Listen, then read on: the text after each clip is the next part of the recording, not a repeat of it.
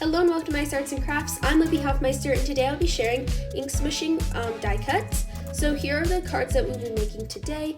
Here's kind of the finished look that we're going for.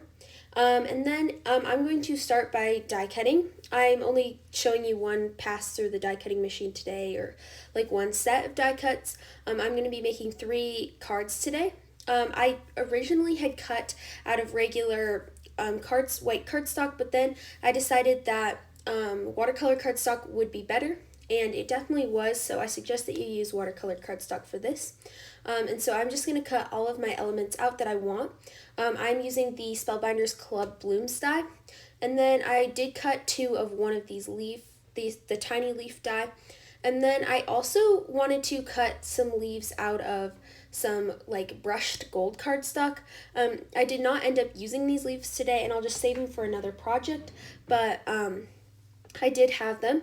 And then here were my first ink smushed backgrounds. I didn't like them, they were too dark. So I'm going to kind of show you the second round that I did with the ink smushing, and I liked these ones a lot better, so I'll just save those other ones for another project as well. I'm starting with Distress Oxide Lost Shadow, and I've just added that to my glass mat, and then I'm picking it up, or I spritz a little bit of water onto the surface, and then I will pick that up with some pieces of watercolor cardstock. Once they have a pretty good application of color on them, I will then just heat set them. You definitely want to heat set in between layers so that you can get that kind of like textured and splattery look from this. I also don't suggest doing the glass mat if you want the textured look. I'll kind of explain that more later, but right now I'm using just a little bit of plastic packaging, and I'm adding my next color, which is Hickory Smoke, and I'm going to just add this into the bottom left hand corner of my cardstock so that I can kind of have like a darker focal point where my floral images will sit. And then I'm also going to try to create a softer background, not quite so dark.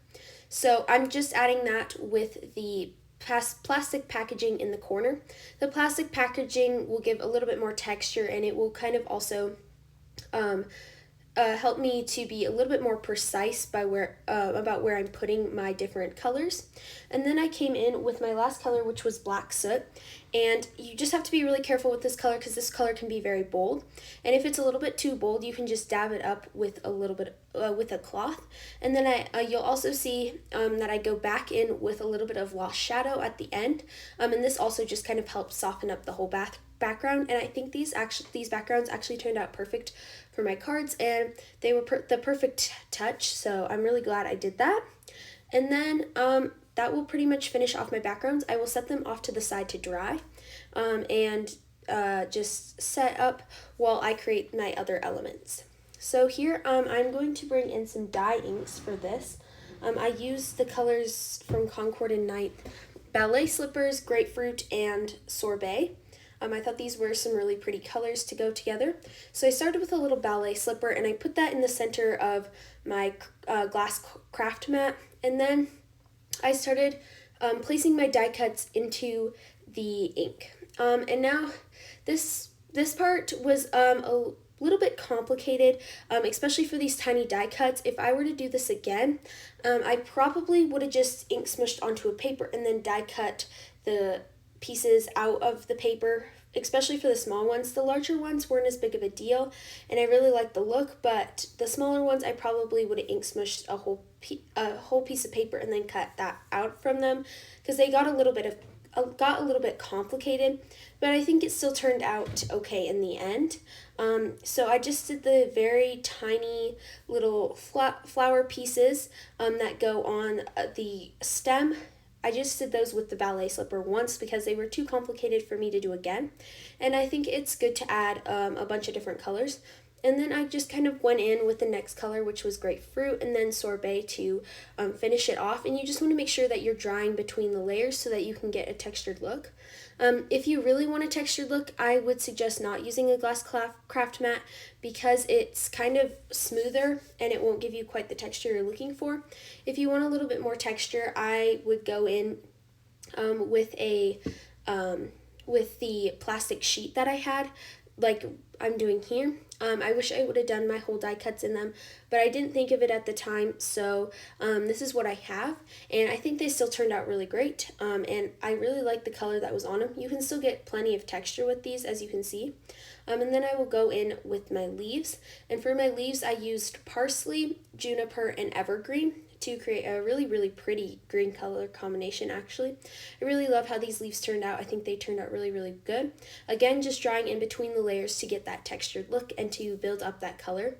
The colors will kind of just blend together if you don't dry between, so just make sure that you dry between each of the layers. And yeah, I just added them into the little container when I was done so that I could keep them all together. This just helps me to know where they are. And then I will go in with the next color, which is the juniper. And I'm just going to, again, add the juniper color onto my mat, and then I will spritz it with a little bit of water. And I'm just going to place the die cuts in to the, color mixture. And this will add some color onto the die cuts. I really liked how this turned out. A pair of tweezers are also really helpful in this, I find. So I really suggest having a pair of tweezers. I find reverse tweezers to be the best for crafting purposes. So if you can find those, I would highly suggest that. And then I'm going in with the last color here, which is evergreen, and that will just finish off these leaves. And yeah, then I can start putting all of the pieces together. I have sped this up quite a bit because this did take me several hours. I'd say it took between 2 or 3 hours to make these 3 cards. I was kind of learning along the way, so I think it was definitely worth it, and I could be much faster next time, but I was just kind of learning what worked best, and so next time I'll know that I should probably do little die cuts a little bit differently, and that would have saved me a bunch of time. And then here I'm just going to put all of the pieces that need to be glued together. I'm just going to put them all together. So these tiny little flowers that go onto the leaf pieces, some of them didn't quite have enough color, so I did dip them, some of them, into more ballet slipper ink as I was adding them, just so that I could get a little bit more color on them, and it worked out totally fine, so yeah.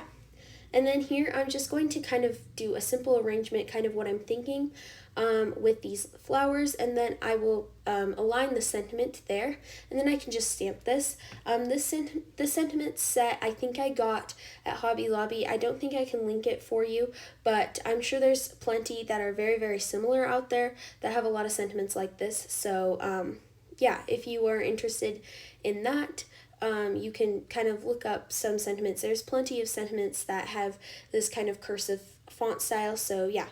And then I did 1 with thanks and then 2 with hello. I was originally planning to do 1 with make a wish, but it didn't quite fit on my panels because I did trim them down a little bit, so I decided to just do another hello, and that finished it off nicely. Here, and then yeah, I just stamped this with some black ink from Simons & Stamp. This is their intense black ink. I also added a little sentiment into each of the card bases using the Honeybee Inside Kindness sentiments. These would also be really great on the front of your cards if you would like.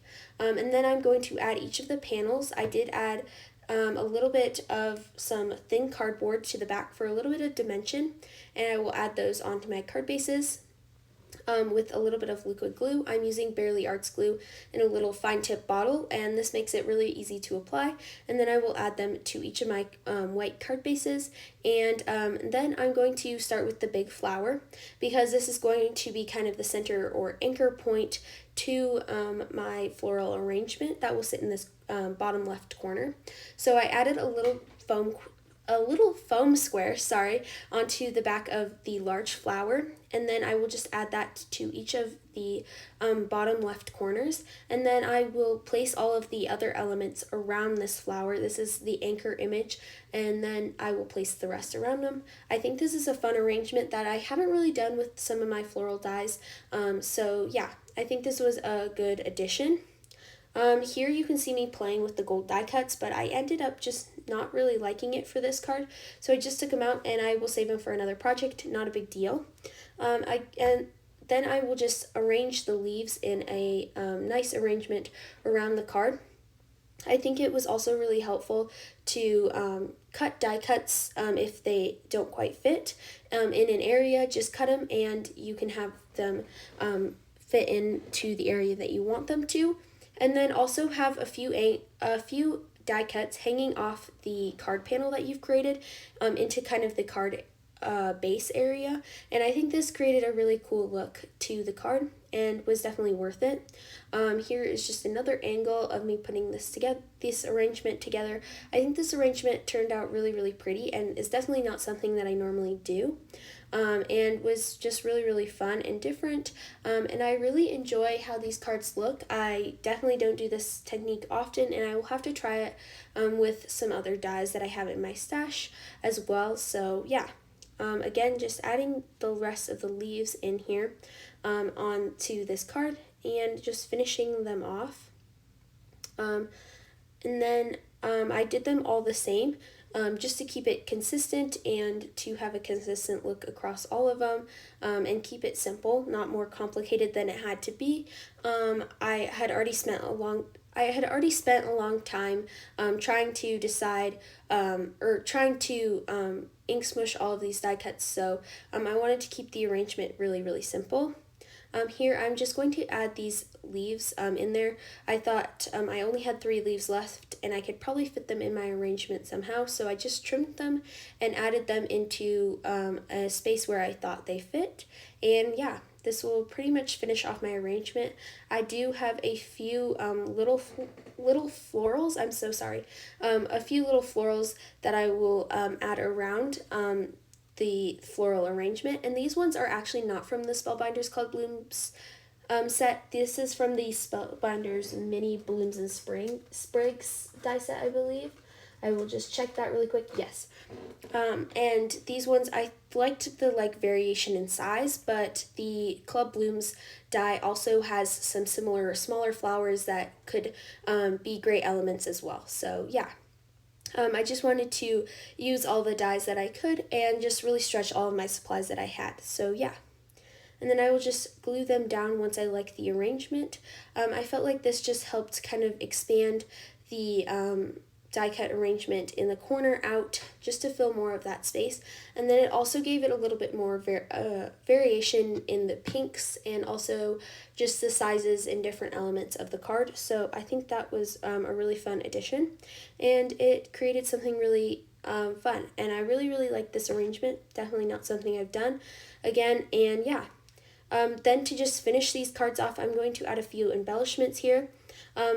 On the Hello card, one of the Hello cards, I added some matte gold pearls from Pink Fresh Studio, and then onto this Thanks card I added some Studio Katia Marshmallow White pearls. I really like how both of these look actually, but I think I prefer the Marshmallow White one a little bit more, so I did add that one onto the other Hello card. And then I will add a few white hearts under the sentiments to just finish them off, and I think these are so pretty and so simple. I really love how they look, and yeah, this is the finished cards. Here's an up-close look, and I really love all the dimension on them. Another little tip that really helped bring this card together was to just fluff up all the little petals and leaves. And I think that really helped with the look of this card, and it really changed the card for me. I really love how it looked after all of the dimension and the fluffing of the petals and leaves and everything. So yeah, here are the finished cards. Thank you so much for watching. I hope you enjoyed and come back next week for a new video. If you are interested in any of the supplies I used today, check the description box below. For more inspiration, please consider liking and subscribing, and for even more inspiration, check out my Instagram and Pinterest accounts at My Arts and Crafts. Thank you so much again. Have a great day. I'll see you soon.